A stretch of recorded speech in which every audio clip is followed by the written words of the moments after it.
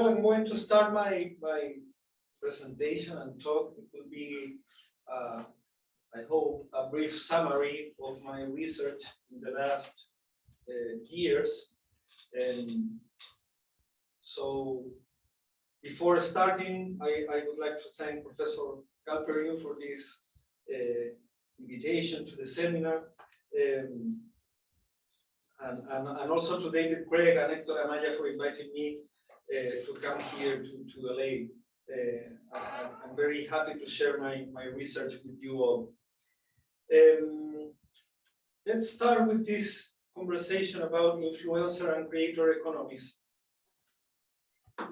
In recent years, the term content creator has emerged as something of a catch-all to describe digital-enabled cultural producers who create and circulate content on social media platforms. No? Driven by what communication scholar David Craig describes as an entrepreneurial spirit and desire to generate their own media brands.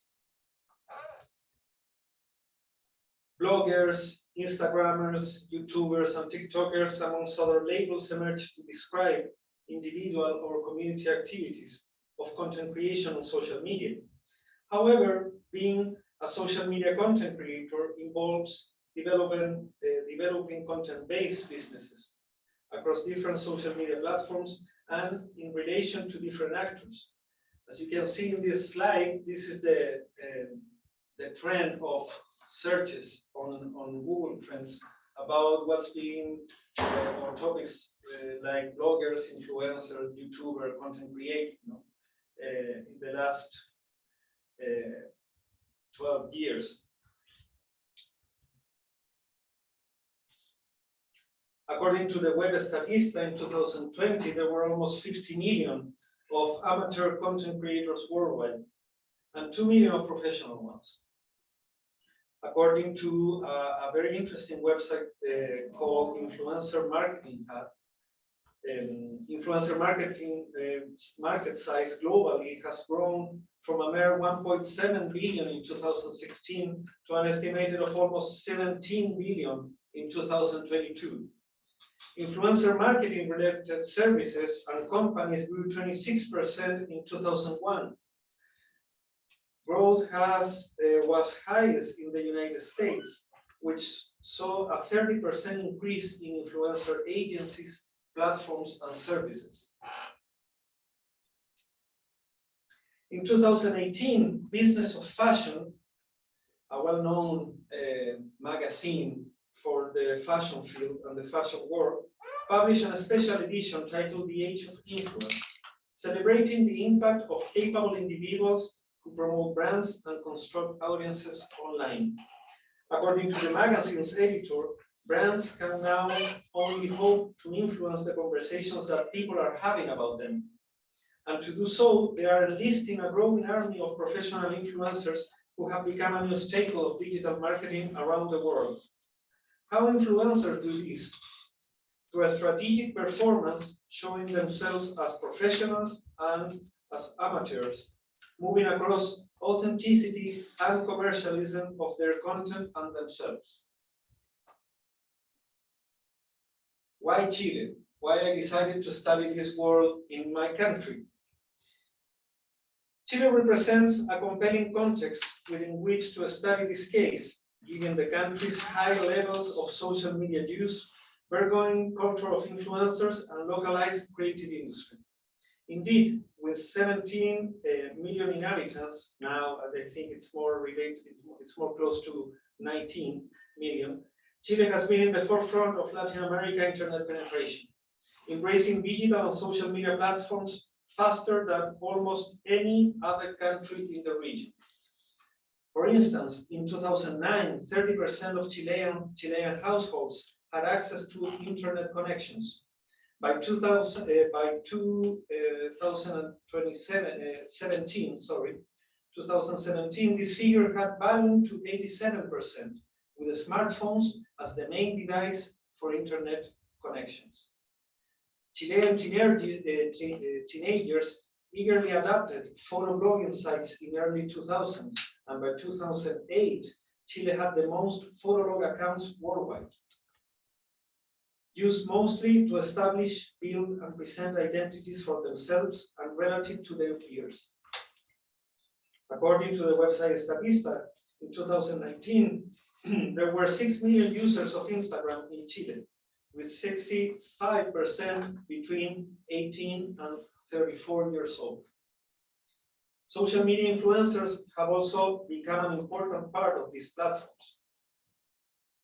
56% of Chileans stating they follow celebrities or influencers, while 55% of Instagram users distrust influencer advertising practices.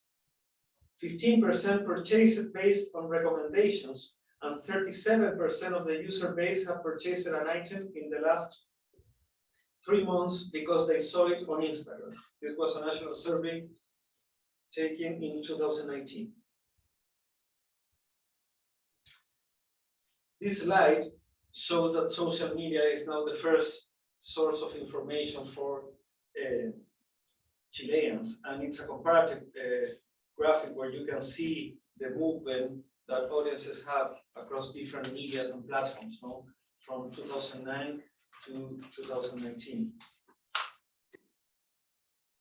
So let's talk about methods, and this can be interesting for you as people who are doing their own research now. No? I started in 2011 with a project based on, it was a 9-month ethnography of 16 music bloggers in Santiago. I did participant observation at a branding agency that worked with these bloggers. I wanted to understand how these people, through their uses of technologies and the blogs they create, build or construct the scene in Santiago. Also, I did content analysis of the information they post and share with others at different platforms. And then, after that project, I realized there started a connection between these types of agencies or branding agencies, advertising agencies, with other types of creators. People that at that time were building their own audience as well in relation to different topics, fashion, lifestyle, beauty, etc. So in the last, I don't know, 7 years, I've been interviewing different types of influencers and content creators in Chile. I did participant observation at an influencer agency to understand the criteria and the decisions they take in order to work with them. I interviewed influencer marketing agencies executives, and also between 2015 and 2018, I started like doing participant observation on Instagram and collecting different types of materials. No? For instance, the promotional material that creators develop to promote themselves. They call them those materials media kits. Also reports of the industry in the country, reports written by agencies, in order to understand this emerging industry in the last years. Different studies explore influencers' communications style and their activities as contract producers. For instance, concepts like passion, authenticity, and entrepreneurial spirit emerge from the literature. Passion is deeply nested within strategic authenticity, creating a driving force for influencers' activities, underscoring their entrepreneurial selves and social mobility trajectories. Content creators must evidence that they are doing what they love. Such displays must be impromptu, but must also be consistent, meaning perpetually promoting steady values. These values were labeled by scholar group Duffy as the driven force for creators' aspirational label. The fine lines demarcating authenticity are heavily policed by audiences. As scholar Salisbury and Pulley note, the authentic is always relative to something else, and therefore susceptible to the charge of phoniness, especially if strategy and calculation can be identified. Lastly, authenticity is attained through emotional performance. As communication scholar Sarah Bad-Advisor suggests, the labor of authenticity involves communicating failure, pressure, depression, tears, and vulnerability. So how this branch of cultural producers makes sense of themselves and their activities as ordinary and accessible while promoting consumption? We focus on how, in an increasingly saturated influencer ecology, they imagine their roles and limits. This is the first research I started with my colleague, Sophie Bishop. How they imagine their roles and limits, how their participation in a highly marketized context is influenced by their values, norms, and subjectivities, and how, in a global South context, the imaginaries of a group of Chilean influencers have developed. Following that question, we found in this research that in their work, influencers are tasked with reconciling their contradictory positioning. They are both promoters of consumption and marshals of authentic sociality and community. Influencers thus organize their social work in ways that enable them to justify between two contradictory poles of commerciality and authenticity. These navigations necessitate what we call with Sophie Bishop influencer imaginaries. The influencer imaginary sheds light on how individuals experience and justify the commodification of the self and forms of knowledge as subject to valuation in markets when they communicate their brands. So, thus, the imaginary was shown to emerge from three intertwined narratives. First, to resolve information asymmetries in markets. Second, to differentiate influencers from celebrities and advertisers as average people. And thirdly, negotiate self-definition with regard to all the agencies, audiences, and themselves. So let's take a look to those narratives.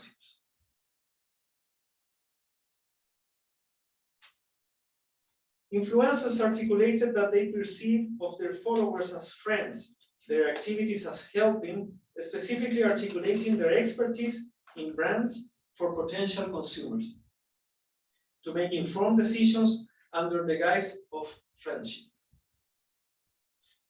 They described feeling a closeness with their audiences and seeing themselves as knowledgeable and empowered consumers of the products they promote.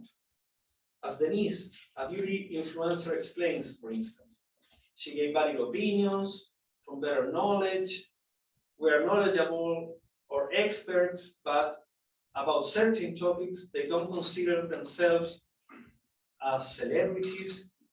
And as Christian, a fashion influencer, expands this idea, he wants to create conversations with people, to let them know what they're buying, to know if they're paying a fair price.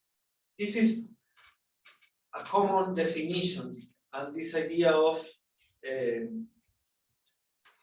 trying to diminish these information asymmetries in markets, showing their own experiences, giving them informations that always traditional advertisement denies, about the quality of products, prices, etc. Although technical ability or knowledge and expertise is important to sustain this sense of closeness, more so is the ability to connect effectively with followers via a coherent personal narrative as a common person. This effort to come across as average is often unstable. As we can see here, they try to show themselves as average people. That's the case of different types of influencers, as they say there.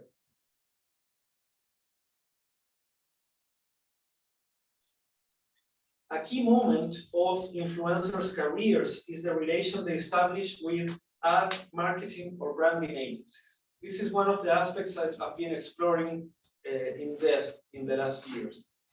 Agencies incorporate the work of influencers into their brand value chains, and depending on their career stage, influencer networks may converge with the real world, at live marketing activities or private parties, sponsored by brands and organized by agencies. Here, influencer work becomes closer to that of advertising agencies, sharing information or images about these events with their followers, presenting themselves online as participating in this larger or more professional network. Advertising agencies also seek out influencers who can connect their own knowledge with the brand values and communicate the combination to their online followers. Although the imaginaries of some unexperienced influencers are molded by agencies, for instance, through instruction manuals on content or engagement with their audiences, experienced influencers often negotiate the branded content they will present according to their own understandings and logics. These negotiations enable influencers to keep their content organic while doing their job. Maria, an influencer who has been paid for work with agencies for 2 years, describes how she negotiates with agencies to present branded content organically, adapting it to her own style of communication with followers. She's a fashion influencer. No? She explained this idea of showing different types of styles on Instagram using clothes given to her by brands. For Romina, an ex-model and now a well-known beauty influencer, working with agencies as an influencer or as a model is similar in practical terms. The main difference, however, is in relation to a sense of power. She feels like she's more empowered now because she has control not only on her body but also on the messages she are showing to others or sharing with others. During my fieldwork, it was interesting to see how content creators deal with the evolution and constant changes in platform technical features, terms and conditions, or algorithmic configurations. Notions of platform specificity highlight a broader reality about YouTubers, Instagrammers, and TikTokers. They are overwhelmingly considered what scholars David Niebuhr and Thomas Cole conceptualize as platform dependent. That is, their creativity and hence their success is hitched to a particular platforms of cultural production. It is despite or perhaps because of such platform dependence that creators are beholden to constant changes in the social media ecosystem, from technical features and algorithmic configuration to renewed terms of service and policy restrictions. So in this context, I am showing you the results of another study we did as part of this fieldwork with my colleague Francisco Ibanez, and we found that creators experience platform changes based on 3 interrelated levels. In the form of communicative styles, as a sense of temporal acceleration, and as a constant negotiation with other actors in the social network through which commercial activities are configured. Thus, when platforms tend to make changes to improve their commercial ability, content creators have to adapt their brand subjectivities and practices across platforms and affordances. This is a typical example of a situation you start observing all the time when you are studying a particular group of people. There was a permanent topic and conversation about platform evolution and how these changes were affecting their daily practices using those tools, but as well, those changes were affecting their commercial relations with others and also their relation with audiences. Creators' communication adapts to platform characteristics, fostering networks of new strategies for content creation. While blog content is rolled out at once, on Instagram, it is more labor-intense with planning tools. For instance, the use of stock images has been replaced entirely by a new emphasis on photography, creating a demand for professional photographers and makeup artists, generating several days worth of photos in one session. We can see here how these people articulate around this idea, no? And also how changes in platforms in particular ways promote this idea of becoming a professional content creator. So you have to be creating content constantly, learning how to use the platform, and hiring or working or collaborating with other people.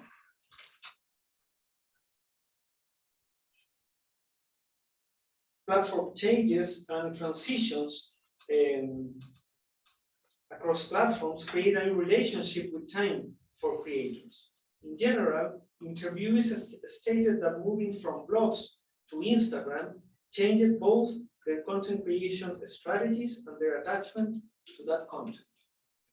For instance, blogs demand more time for research compared to the more instantaneous processes for Instagram and Instagram stories. Paradoxically, this instantaneity means more work for creators. They must constantly create content, spend time looking at reactions to their publication, and measure audience impact. Interviewees described how platform changes impacted the cultural producer community by accelerating the time needed for content creation. They reflected how these changes were conducted to the professionalization and democratization of their practices that before Instagram were reserved for smaller groups. This is likely due to the slightly greater technological literacy needed to access and maintain blogs. So, platform evolution entails processes of professionalization and constant reorganization of content creators' activities within what sociologist Viviana Selicer defined as the circuits of commerce. Sociologists deployed the circuit metaphor to describe a social network through which commercial activity is configured based on specific practices, information, and forms of media. For content creators, these circuits of commerce are constituted by branding agencies, brands, followers, and platforms. For interviewees, in my research, changes to platform functionalities require renegotiating relationships with audiences, agencies, and the platform itself. Knowing how Instagram understands its audiences, Instagram metrics, and thus the key to maintain relationships of exchange with branding agencies. And changes in algorithms can be detrimental to their value as content creators. Similarly, changes also affect how agencies value their work by redefining the categories that represent that value.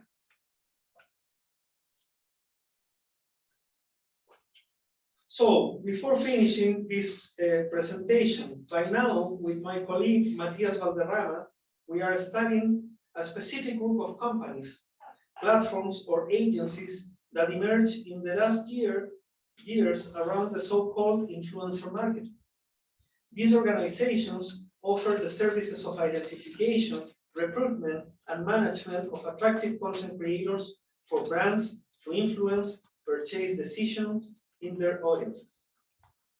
By developing algorithms, rankings, and dashboards, these actors continuously monitor metrics of content creators to estimate the success of influencer marketing campaigns, shaping how influence is valued on social media.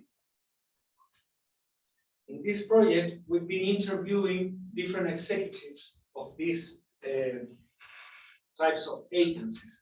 We're not talking about agencies that represent influencers. This is a new part of the business. Companies that situate as intermediaries in between brands and influencers, and they're also very dependent on platforms like Instagram, Facebook, etc., that own and have all the data about creators' communications, numbers of followers, engagement, etc., etc. But they are trying to situate as intermediaries and create value using the data available, recommending or suggesting how much brands can pay to this kind of creators, what's the value of a content creator according to their criteria, etc., etc. So this is a working paper we're finishing with Matthias, titled Making Social Media Influence Calculable, Influencer Agencies, Algorithmic System, and Platform Metrics. In the last weeks, inspired by USC professor David Craig and with the help of master's student Alexandra Garcia, I've been starting a new project to explore Latinx creator culture, particularly their identities, how they are labeled and categorized by agencies and other intermediaries as well as platforms. That's the reason I'm here, in part. I've been interviewing different creators, different Latinx creators, platform executives, and agencies executives in order to understand this kind of general question of what is a Latinx creator, and what's the type of value they develop, for whom, their identities, their qualities as creators, and so many questions that have been appearing in the last weeks since I arrived to LA. So this is a brief summary of my work in the last years. So thank you so much. Gracias for your time and for being here. Thank you, Arturo. We'll open for questions. Maybe, let's see, because we have people here and people online. Let's start with people in the room, and then we'll see how we manage the questions. Yeah, online. Yeah, if you. I don't want to share because we want to see each other. Stop share. Maybe stop share. In the middle, the red. Oh, yep. Sorry. Thank you, guys. Okay.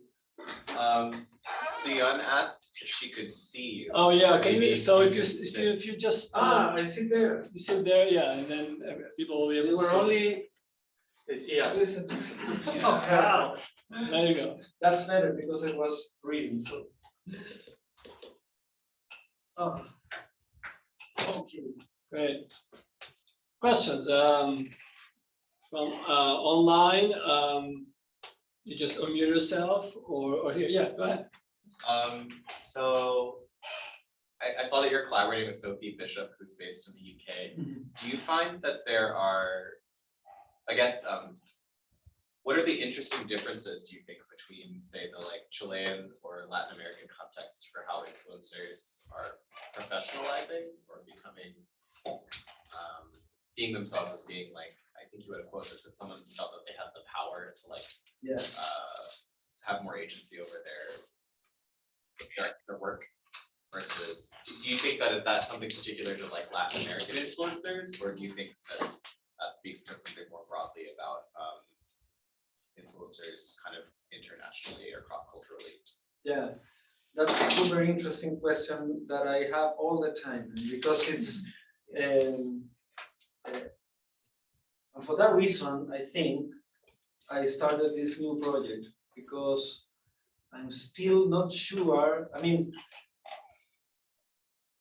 I would try to be specific in the answer. When you include in your analysis, or in my case, if I include in my analysis a historical analysis of the role of this activity in different cultures, definitely you will understand, or you will find some differences. In my case, I think now I have the opportunity to start thinking about it after doing research, and because I wasn't sure to address, I was more interested in the practice itself, not necessarily in the as a part of a wider context or a specific culture, no? Mm-hmm. And for that reason, in general, you can see that practices are very similar. So becoming a professional influencer means X, Y, and Z Yeah.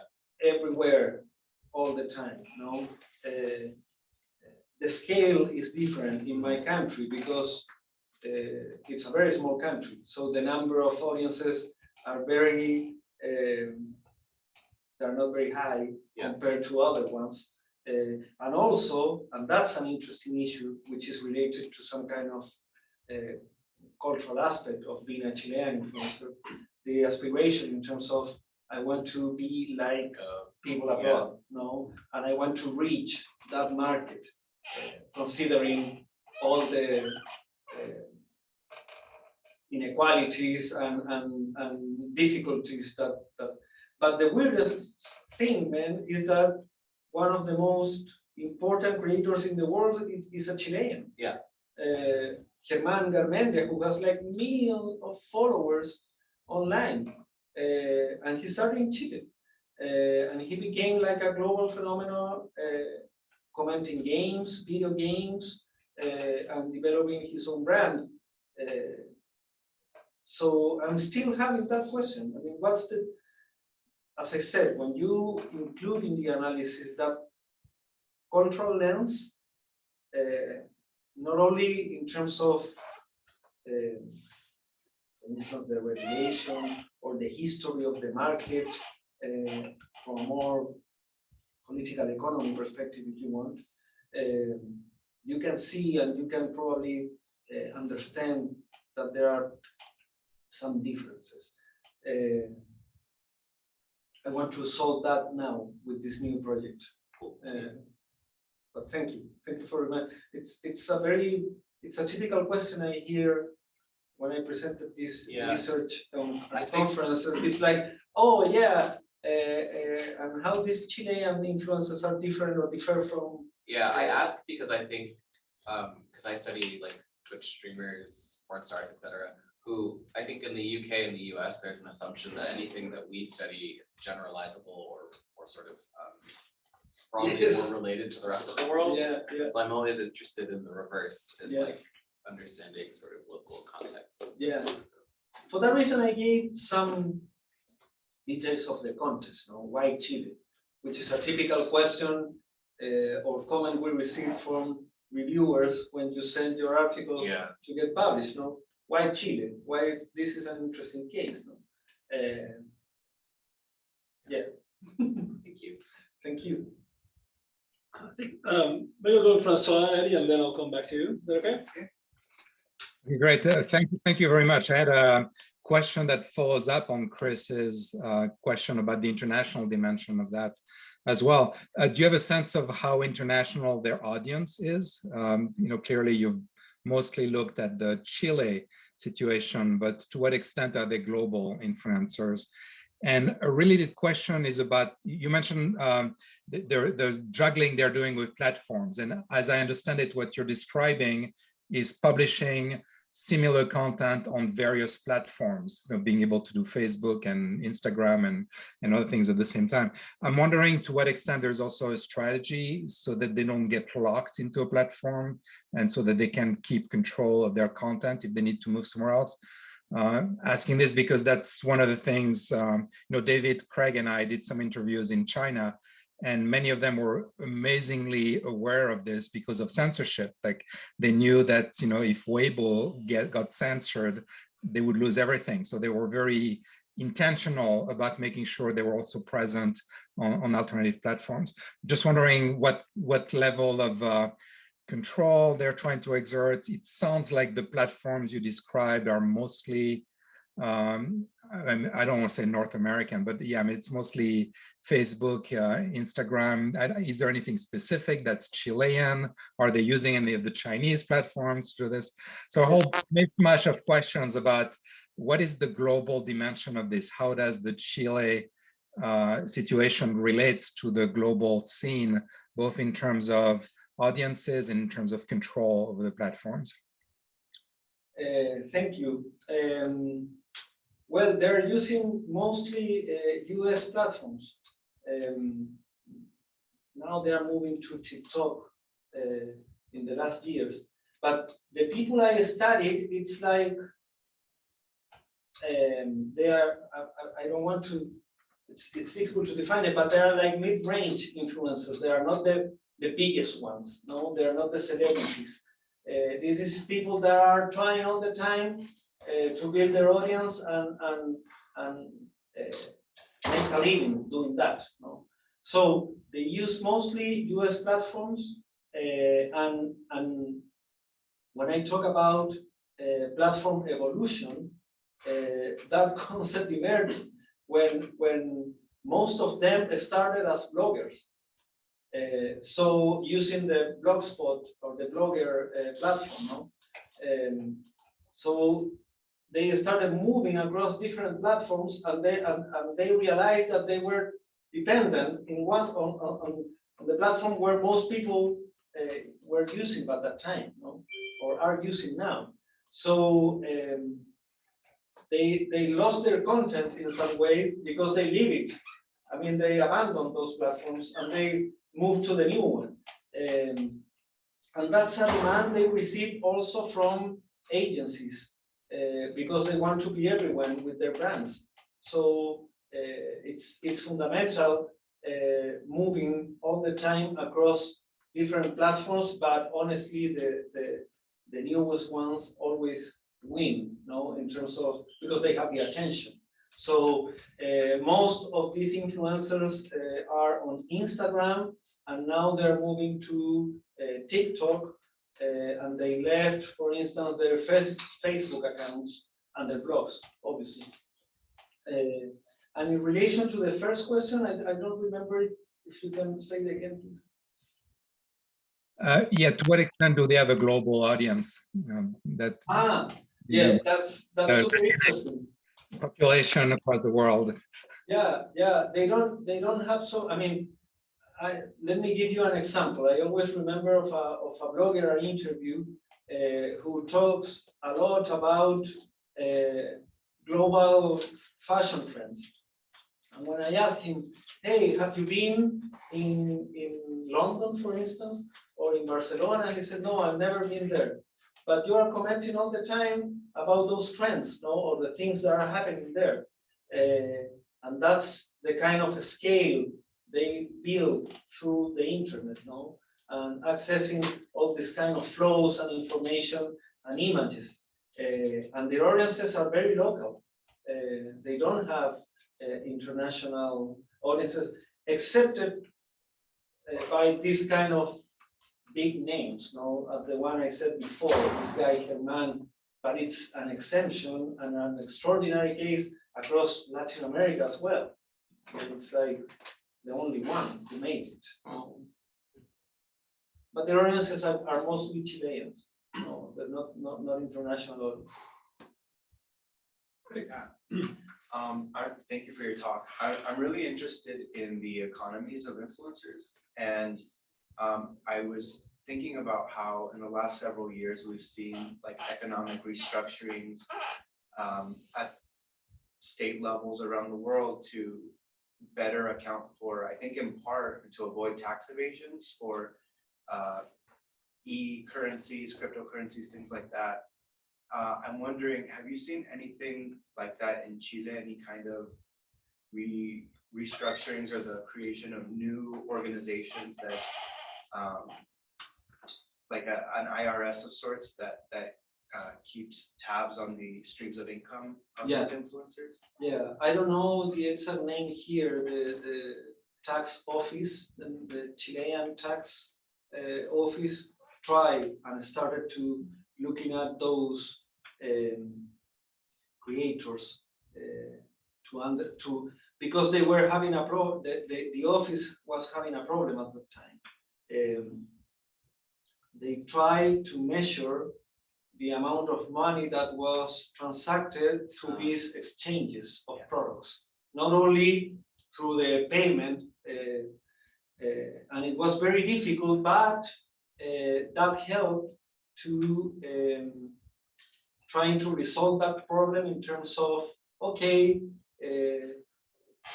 we as creators now we can be explicit about our advertisement, no? Or the advertisement we are doing promoting products. So they try to replicate the pattern that appear in or the code of behavior that appear in the UK when a particular agency forced influencers to make explicit their promotional relations and agreements, etc. And also, well, that question is very interesting in terms of there's so much space to, and I mean, this industry or this economy is replicating sometimes, most of the times, the inequalities and the precariousness you see in other industries or in another economies like the cultural industries or the creative industries, where lots of people work without giving them any kind of receipt or without paying taxes, or they are receiving payment by cash without any type of contract or without any type of rules. No, so this is like the Far West again. They are the one that put the rules and define the market with those kind of behaviors. No, so yeah, they were trying to, but it's been impossible. It's because considering there are so many actors involved in the transactions,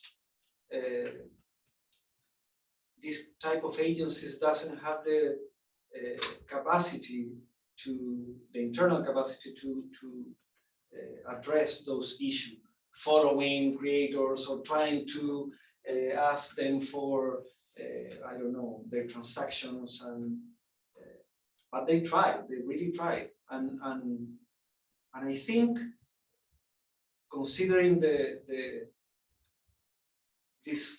crisis we are all living now, the whole world, and the supremacy of the economy, they're all trying to save the economy all the time. These people are working and they're receiving payment now, so nobody wants to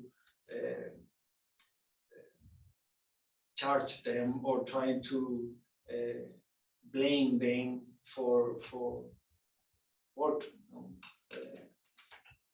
Sorry if it was confusing at the time. Yeah, I thank you for your presentation, and it was just really interesting to see a lot of the influencers, and I also interviewed MCN, like in Korea when it was first appearing in like 2016, 17, and your point about how do cultural producers make themselves more accessible through like labor of making like reputation or like relatability. Those like very emotional abstract labor becoming more important. But whereas when I was talking to these MCNs, multi-channel networks, they were talking about how they would rate these influencers every day, and they could like fire them whenever they want to because they were just very disposable and like really there's so many micro influencers trying to make it. So I was wondering, like in relation to your last question on like how the evolution of platforms, like the afforded to shape the activity of content creators. I was wondering if you noticed any like different tensions between these companies and creators, while like how was their relationship changing while these platforms are also developing in new ways as well. Like, you're asking me for the platforms these agencies create to measure influence, so or platforms like relation. Instagram or Facebook? So I meant the new agencies that emerging to. Yeah, there are some tensions, of course, because though these agencies don't promote themselves in clear terms to their different potential publics. So that's interesting because it's the same story as any business trying to become an intermediary in a market. No? So they're trying, like what Nielsen did in the 50s or with the TV ratings, no? Oh, we will try to create the way to measure any type of behavior or and sell it to all people who wants to understand how these people behave around content or brands, etc., etc. So their clients are brands. Obviously, the becoming an intermediary is at the cost of creators, no, or influencers, because now they have to deal. Hey, these are my metrics. This is what Instagram said. Why you're telling the brands that my price has to be lower compared to other people? I don't know. When they used to pay me like this, and this intermediary said, "I'm sorry, I developed this new algorithm," because that's a common discourse. No, they are all developing or working with new tools to open this black box called influence and value. No, so it's against these people. It's against the I mean, creators assume that cost. So for that reason, sometimes appear other types of intermediaries like representation agencies who can deal with these other agencies, and then you have so many people working for one creator or in relation to one creator dealing with all of those issues. No? But yeah, well, during my interviews here, I realized the same. I mean, and that's one of the interesting things I've been observing in terms of this small market, because they are not MCNs. No, these are not companies that are helping creators to distribute their content across platforms. No, no, no, no. These are agencies that are trying to define who is valuable for brands and what's the price brands have to pay for creators' work.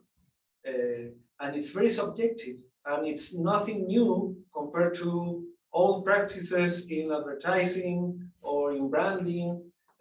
But the discourses are different because are so dependent on this idea of the power of technology and the objectivity of technology and measuring something online.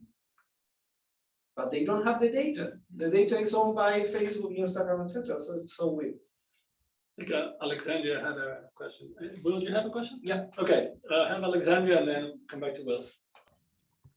Hi, thank you so much for such a great presentation. I had a couple questions. So the first one is like, as someone who has been studying this for like over 10 years, like, and seeing these different terms emerge around like influencer versus content creator, if you could speak to those distinctions a little bit, because I feel like creator is a term that is constantly being debated in terms of delineating what that is and what it's not. And then my second question is, like, I think it's super cool that you included participant observation at advertising agencies. So like, any advice in terms of leveraging those kind of relationships for research, that would be great. Well, that's the best part of doing research, making connections to others in order to understand their worlds. So I love that. Thank you for your questions. Well, you all have the expert here, David Craig. He's the guy who developed this term of creator culture, no? And he wrote a couple of books about it, and you can read his work. But based on his work and my empirical work with Chilean influencers, the main difference is, I mean, influencer marketing as an activity is pushed by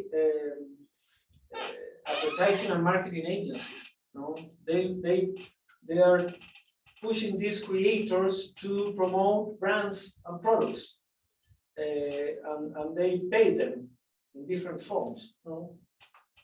But being a creator involves building your own audience without that kind of, I mean, you can make a living doing that, but there are other values involved. You can share with others, you can build a community, you can, you started as an amateur and then you become a professional when different things are happening. No? Let me tell you this. When I try to talk about that with my Chilean informants, nobody said they are an influencer. They were influencers. That's a term developed by the world of marketing or the world of advertising. Nobody talks about I am an influencer. Nobody said that. Some of them talk. It was common for them defining themselves as bloggers or creators. So I think that the distinction is motivations, values, and the identity they build online based on those values. Some of them can finish or end in making a living doing that and promoting brands. But that's not their, they didn't start it as that's the thing they become after. No, if it's if you can imagine that transition. No? And in relation to the participant observation, it's fascinating because when in simple terms is snowballing. It's the advantage in Chile is that it's a small country. So when you enter to one social world or field, you know, using those sociological terms, you start making connections with different networks of people. So when I interview creators, for instance, I always ask them all the time, are you working with an agency? Which one? When? Do you have any contact? And then I contact the agency, and agencies were very interested having a sociologist studying this new industry in order to obtain a kind of, I don't know, product. It was an exchange relation, you know. So I wrote them a white paper about the influencer industry in the world. But they gave me access to meeting with clients, meetings with influencers. I participated in different meetings, for instance, designing a campaign that a brand wants to start hiring creators. And during that meeting, we started, oh, we have to promote this kind of pounders. What's the name of these products? People that go to the gym use. Dumbbells? Tumbles? Pesas. No, the product that you can protein, yeah, protein. So it was a brand of those kind of products, and we started talking to each other. We can call these people, the other one, they have their content is related maybe with a healthy life, etc. So that to me was fascinating, you know? And those kind of connections, you made it contacting people, presenting always in a very transparent way, telling them what you want. In my case, I always said, I am not interested in numbers. I am not interested in sensitive information. I want to understand this world. So if you give me access, and also I will write, I am doing academic research, so I am not working for other competitor. I don't want to create my own agency and always have this kind of NDA or ethical consent form. So I've been very lucky having access to all these spaces. and I could, and being here, I'm having the same access through connections, asking people, and being transparent with that. That's great. Will, you had a question? Yeah, thanks so much for your talk. I had a question just continuing on from Kieran's point. I'm interested in the dynamics between the influencers as well. You know, it seems like quite a competitive industry in order to kind of make it, and yet with these changing labor dynamics, you kind of have this instance in where, you know, collective action and solidarity might be quite important for them, at least going forward. Yeah. I was wondering if that kind of came up at all. It's weird because some of them try, for instance, to create a kind of collective to charge brands for the same prices. I mean, trying to obtain the same pay, but it didn't work because other people continue working by themselves, and there was no need for them to join this kind of collectivity, you know. And that's part of the game, I think, of this kind of model, no? You build your audience, you are in charge of your content, you are responsible for everything, and when you establish any relation with another intermediary, in the end, it's your face, you are in front of your followers, they will not contact or the backlash goes against creators, not against these intermediaries. And I remember one colleague, Brooke Duffy, who writes a lot about these same issues. She explained me once, it's interesting the difference between the media industry or the TV industry, for example, and now the creator industry or the creator culture, if you want to use that concept. The difference is in the media industry or the TV industry, people have more support from, they were hired by a TV channel, for instance. They had representation. They have access to work with an agency. They receive, I don't know, support to hire a lawyer. But now it's all the creator responsibility, and he or she has to hire these people, and the value is in the audience, and yeah, it's very different in those terms. They're very isolated at the end. So perhaps continuing on that note and the bigger picture you were trying to trace between Blogger and from Blogger to now, where do you see that moving? There are, like, now some of the platforms that are relying on cryptocurrencies, for example, are trying to push the idea that you would, you know, earn the staff because you're an owner. And I think some of the social media I tested, I'm not a user of it, but you get money like just by producing content. So it would be a model arguably closer to, say, Spotify or something, that if you upload music, everyone who listens to it is paying you some cents or something. Is that the way you see this evolving with these new intermediaries and the pressures of the platforms, or where do you think? Yeah, that's a very interesting question, because, for instance, doing interviews here in LA, I realized how creators are attached in some way or dependent on different platforms, independently if they use all of the platforms, and to the demands of each platform. Today, for instance, YouTubers have to create a particular type of content that can be more successful. A video, a 10-minute video. A couple of years ago, it was like a 5-minute video. And Twitch creators are working hours in front of the screen for their followers, and they're receiving some payment or donations or support by their followers.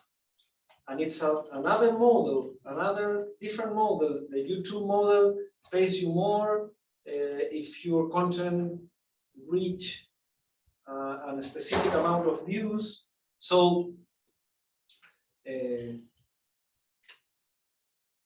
weird thing here is there are so many creators that now they probably will have to choose which, and they will try to invite their audiences all the time. Hey, follow me now on this platform because here is the opportunity to build or to make more money. I don't know. It's constantly evolving. It's changing all the time. So I'm not a futurologist. I hate doing that. Social scientists used to understand processes ongoing or to the past, but no, we don't see the future. But to me, it was very like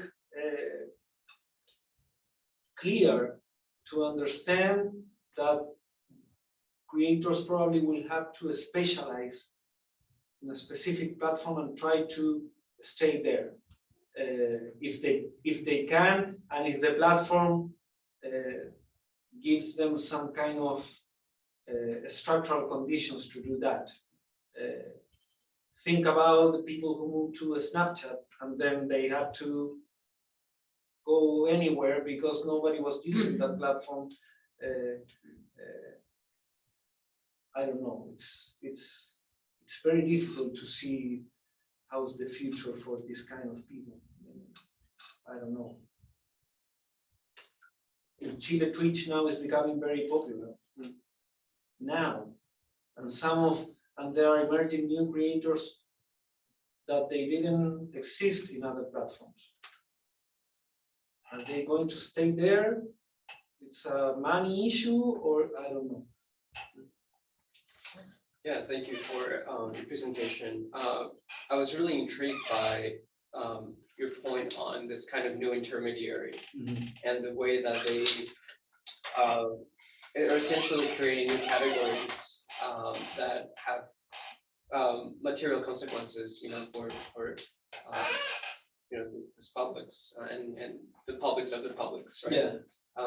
And so I was curious to know this tension, or at least for me, it's a tension, as you quoted, of someone saying they're doing enough for the metrics, but in some ways it is still for the metrics because most of these practices are more or less structured based on sort of reference point that being collected by the platform and how it is defined and the kinds of consequences that has.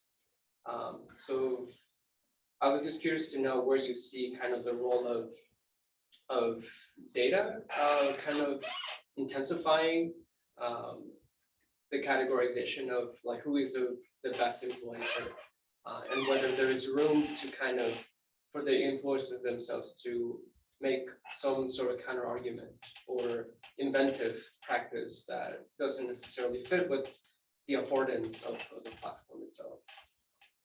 Wow, yeah, well, that's the thing we are trying to understand, exploring this kind of companies, no? The question behind that is around datafication, no? And how you define the world through data you're producing as well, and try to, how do you measure and what they're trying to explain, measuring this form of communication, no?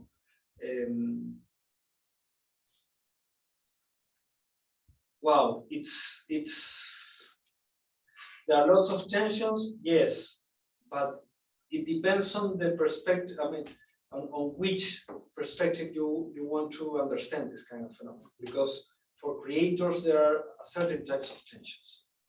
Because they are in front of their audiences, maybe their audiences are their priority, and when that woman said, I'm not doing this for the metrics, maybe she's right, because sometimes, I mean, she's dealing with that all the time, but sometimes she has to make decisions. I prefer presenting this content instead of receiving like the backlash from my audiences and keeping my authenticity alive instead of promoting everything in order to gain more engagement, etc., etc. And also, those kind of measures are changing all the time. So influence before was related, influence, I mean, as a category to represent value, no, or value potential. Before was the number of followers. Then moves toward, hey, wait, it's not only the number of people that follow you, it's also the number of exchanges you facilitate through your content, or how people engage with you through your content. So they are changing all the time. You know? That's the reason I've been studying this now. So the interesting thing against the literature that are obsessed, for instance, with the power of Facebook because they have all the data. Hey, wait, the power is also you can exert power with your views of the world, no? And the views of the world that are only oriented towards quantification of everything. That's another way to exert power against other ones, no? And that's the kind of thing we are exploring here. How these people are trying to exert power, but without having the data, without having anything. They are creating an idea of, like advertisers, no? They are creating an illusion. We develop our own technology without having access to Instagram data, for instance, and we can tell you through artificial intelligence who are your followers, where are they located, and what's the kind of value this creator can generate you as a you brand that are interested working with them. That's an invention, because in practical terms, they don't have the data. Instagram have the data, Facebook have the data. So they are building this world, trying to convince everyone they understand how influence work in this field. No? I don't know, it's fascinating. I mean, there's so many questions that are emerging all the time in relation to that. But then you realize that it's a social construction as well. So we have to describe that and analyze that and understand why people are doing that. Okay, we're reaching the 2 p.m. hour, and probably people have other things to do at 2. I want to thank Arturo for coming here today. And